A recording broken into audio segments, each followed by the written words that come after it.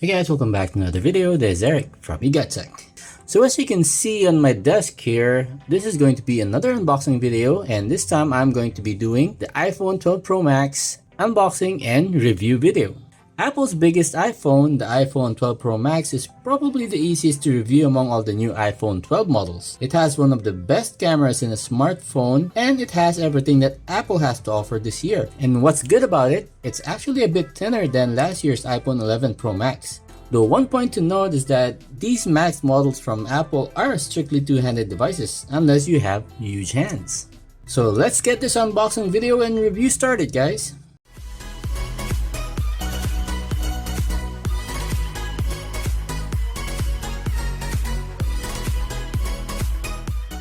So looking at the box, you can see how thin it is. Starting with the iPhone 12 models, Apple has stopped shipping their charging bricks along with the phone, so you have to buy it separately. Or if you have an older iPhone device, then you can use the charger that comes with that. The main reason why they're doing this is to save the environment and to save on the packaging. But for those who might be getting the iPhone 12 as their first Apple device, then you have to buy the charging cable and the charging brick separately. So in that case, you're not really saving up on the packaging. So if you order the charging cable and the charging brick or the power adapter separately, then you're going to be dealing with another set of packaging, which kind of offsets the savings that you get from Apple not including the charging brick along with their device.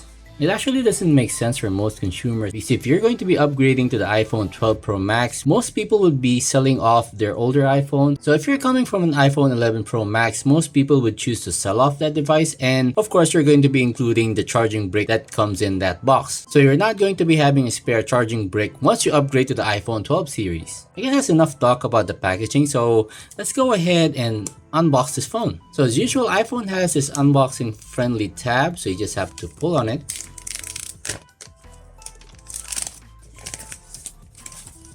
And there is the phone. Alright, so I guess you can tell this is the Pacific blue color. And the model that I've got is the 256 gig of storage one. So let's put the phone here. So you've got the charging cable still there. So it's a USB-C to Lightning port. And let's see what else is in here. And that's it. Just got the SIM ejector tool and stickers, and pretty much that's all in the box, so you don't get earphones as well. I guess at this point Apple is thinking that you probably have your own wireless earpods or earbuds, then so you could use that with the phone, which is why they opted not to include the wired earbuds on this year's model. Okay, let's peel this off, guys.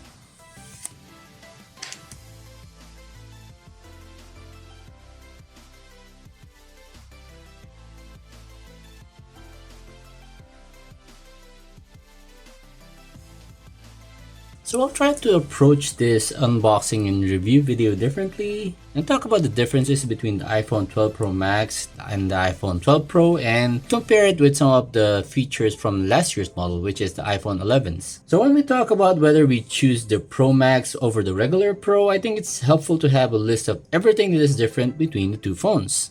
So first, let's talk about the screen on the iPhone 12 Pro Max. The 6.7-inch display has a resolution of 2748 by 1284, and it has a 458 ppi or pixels per inch. The iPhone 12 Pro has a bit higher ppi, but not by much. It has a 460 ppi display, but the resolution is the same. This year, Apple has come up with their own version of Gorilla Glass, which is the ceramic shield, and they've done it with collaboration with Corning, the same people who made the Gorilla Glass Victus. They're claiming that this is the toughest glass ever made, and based on a couple of YouTube drop test videos I've seen, it seems to be the case. And in terms of build, the Pro models have a stainless steel frame, whereas the non-Pro have aluminum frames. In terms of build and design, I'm a fan of the matte back finish, but looking at the design language on the iPhone 12 Pro Max and the iPhone 12 Pro, it kind of reminds me of the iPhone 4, which I've got right here. So it has the same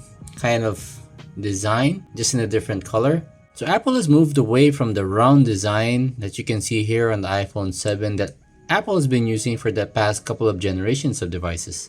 I'm actually in the camp where I like the new design, but it doesn't really help in ergonomics because I can feel the edges while I'm holding the phone. And this phone is not a small device, so it's actually really hard to use one-handed like this. So if I want to do a size comparison, I've got the Galaxy Note 20 Ultra over here. It's actually much easier to use one-handed because it's not as thick or as wide, and because it's rounded on the sides, it actually feels better in the hand. Whereas the iPhone 12 Pro Max has sharp edges, so it kind of cuts into your skin when you're holding it. But of course, most people will be using a case with the phone, so that might be a moot point.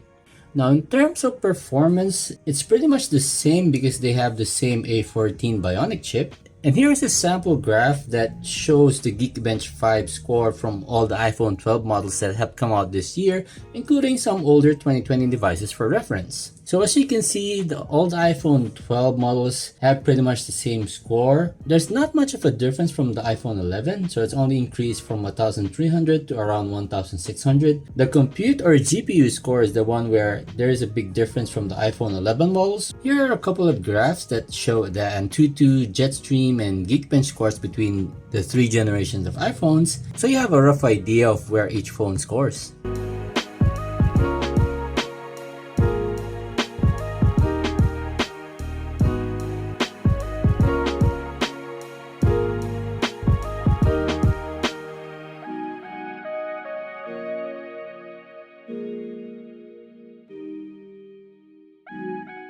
So of course, graphs are well and good, but I want to run the Antutu benchmark on my own on my model and see how it fares with the average scores of the other iPhone 12 Pro Maxes. So let's launch Antutu benchmark real quick here. Okay, and let's start the test.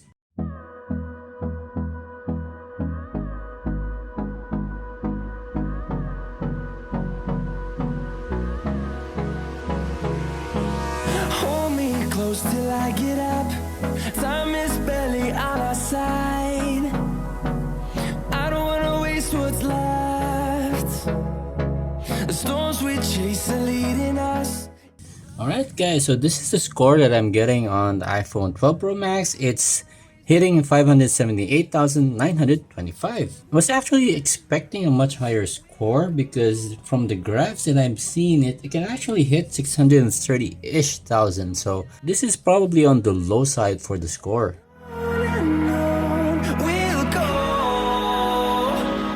So let's continue with the comparison between the 12 Pro Max and the 12 Pro, and let's move on to the cameras next. The ultra-wide camera is exactly the same in both the Pro and the Pro Max, though there is a massive improvement over the iPhone 11 Pro and Pro Max due to the software correction and the addition of night mode. So in last year's iPhone 11 models, you didn't have night mode on the ultra-wide. This year, you have that option. Now for the telephoto camera, on the iPhone 12 Pro Max is actually the top one here, whereas the 12 Pro is at the bottom. Now to discuss the telephoto camera, this is where things get a bit tricky. They both use the same sensor, but the Pro Max features a new lens assembly that results in a 2.5x zoom, whereas the regular 12 Pro only maxes out at 2x zoom or 2 times zoom. There's also one new update to the telephoto lens that hasn't been well documented. I haven't seen it in Apple's websites, but Apple's new iPhone 12s actually get a new optical stabilization upgrade that allows it to make 5,000 micro adjustments per second to stabilize an image in low light or in shade. This additional stabilization adjustments result in a crisper photo with finer detail. I'll be sure to do a camera test with the iPhone 12 Pro Max and the S20 Ultra, so we can actually see who has the better camera system. So moving on to the third lens on this iPhone 12 Pro Max, we've got the wide-angle camera. The wide-angle camera is a completely new camera and is actually made up of 3 big changes. It has a new f1.6 aperture camera. A larger aperture actually means a bigger hole to let more light in. It also has a larger sensor with 1.7 micron pixels. So put that in layman's terms, bigger pixels mean better light gathering and color rendering. A larger sensor will equate to higher quality images. And the third major change is that it has an all-new sensor shift system that stabilizes the sensor and not the lens. This is actually more common in DSLR cameras rather than phone cameras. Mobile phone cameras make use of lens shift technology because it's actually a lot cheaper and easier to implement. The main advantage though of sensor shift OIS is that Since sensors are lighter than lenses, this lets the adjustments happen faster because it can be moved, stopped, and started again with more speed and precision. So what this means for us end users is that blurry photos might be a thing of the past, but I need to go through my camera test and see if that's going to hold true for the iPhone 12. So of course, an unboxing video of mine will not be complete without the speaker test. So let's load up YouTube real quick here, guys. Ready, guys?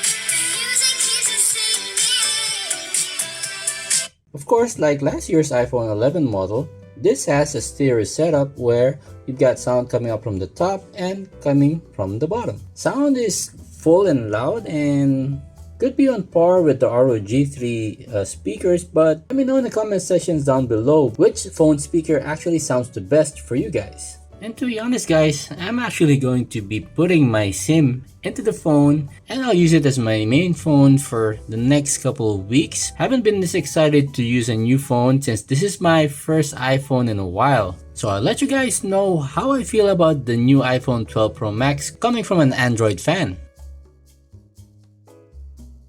Alright, SIM card is in guys. Give me a couple of weeks and I'll get back to you with a follow-up video.